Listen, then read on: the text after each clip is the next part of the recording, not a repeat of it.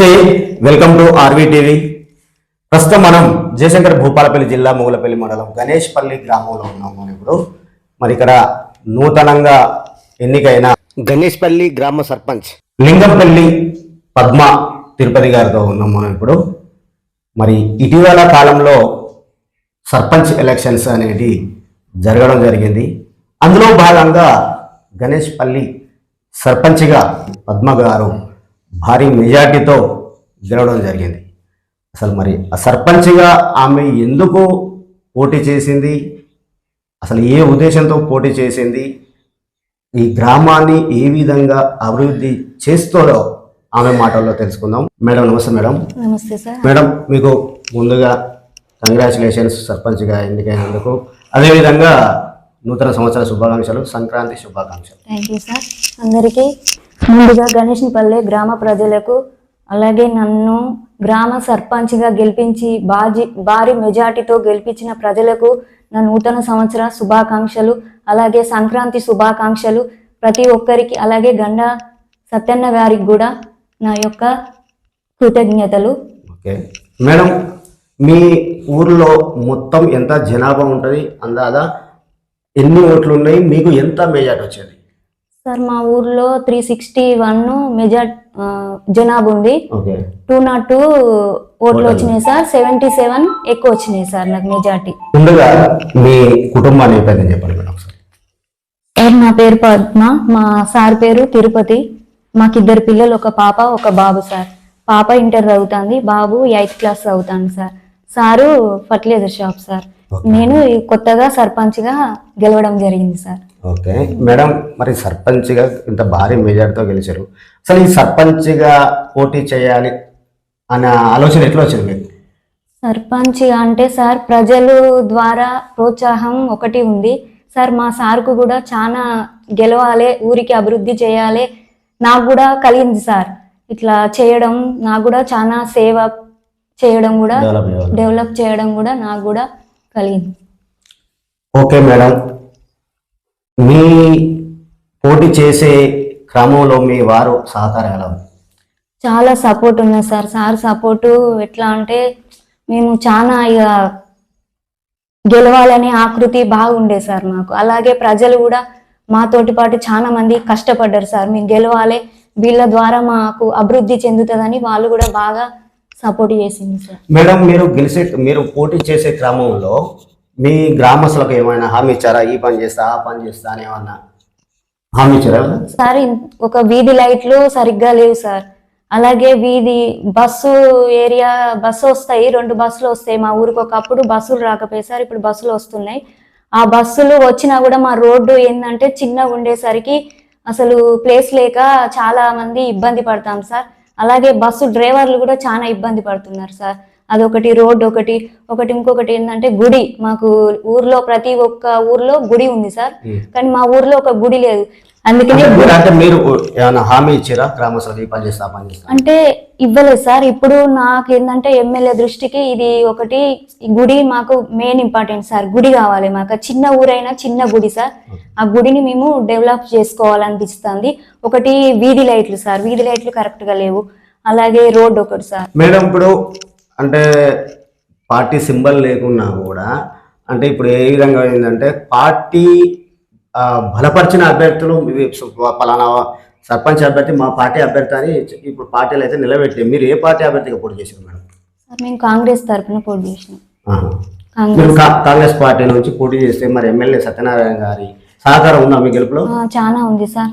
మీరు గెలుస్తారు, ఎట్లా మీరు మంచి చేయగలుగుతారని సార్ కూడా అన్నాడు సార్. మేడం, మరి మీ గ్రామంలో ఎలాంటి సమస్యలు ఉన్నాయి ముఖ్యంగా? సమస్యలు అంటే సార్ ఇప్పుడు ఇందిరమ్మ ఇల్లులు కొంతమందికి వచ్చినాయి సార్, ఇంకో కొంతమందికి రాలేదు సార్. ఇందిరమ్మ ఇల్లులు మెయిన్ ఇందిరమ్మ ఇల్లులు కావాలి వాళ్ళకి.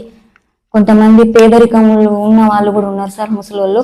వాళ్ళకు కూడా ఇల్లు రావాలని కోరుకుంటున్నాను. ఒకటి గుడి, ఇంకొకటి రోడ్డు సార్. ఈ రోడ్డు ఇవి బాగా ఇంపార్టెంట్ సార్. అంతే.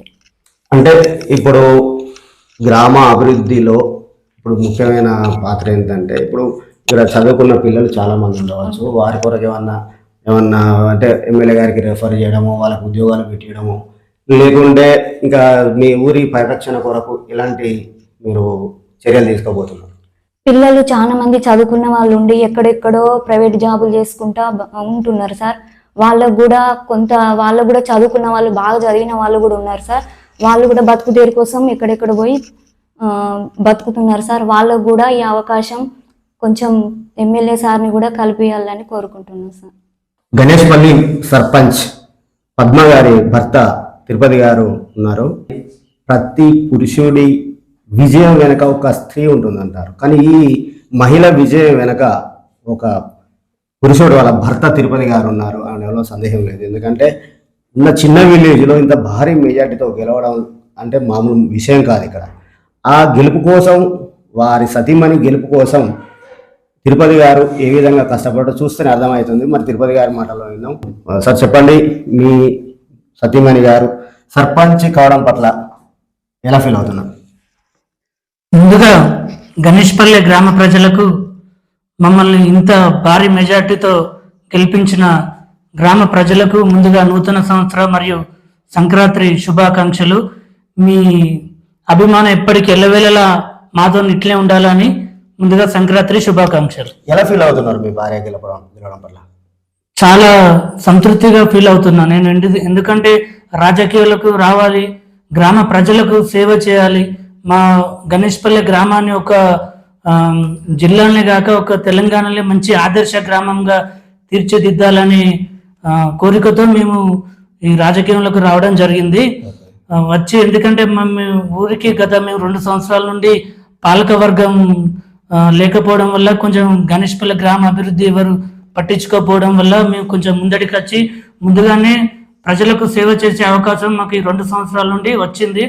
సొంత ఖర్చులతో కొన్ని చిన్న చిన్న పనులు చేయడం జరిగింది. ఏం పనులు చేశారు సార్? వాటర్ ప్లాంట్, భారీ వర్షానికి వాటర్ ప్లాంట్ పాత గ్రామ పంచాయతీ మొత్తం ఆ రేకుల షెడ్ అనేది మొత్తం కొట్టుకుపోవడం, అవన్నీ లేచిపోవడం జరిగింది. అలా వాటర్ ప్లాంట్ మూత పడే పరిస్థితి ఏర్పడింది. గత 2 నెలల నుండి దాన్ని పాలకవర్గం లేక, పట్టించుకునే వాళ్ళు ఎవరు లేక, నీరుకు వాటర్కు బయట వెళ్ళి తీసుకోవడం జరిగింది. అది మాకు బాగా కలిసి వేసింది. అరే, గణేష్పల్లి గ్రామ ప్రజలకు ఏదో ఒకటి చేయాలని మా సొంత ఖర్చులతో మొత్తం రేకుల షెడ్ కానీ దాన్ని పునరుద్ధరించి మళ్ళీ వాటర్ ప్లాంట్ను రీప్లాంట్ చేసి మళ్ళీ గ్రామ ప్రజలకు నీరు అందే విధంగా చేయడం జరిగింది. సరే, ఈ ముఖ్యంగా ఇంకా ఏ సమస్యలు పేరుకుపోయినాయి మీ గ్రామంలో? ముందుగా మమ్మల్ని ప్రోత్సహించి మమ్మల్ని కాంగ్రెస్ పార్టీ అభ్యర్థిగా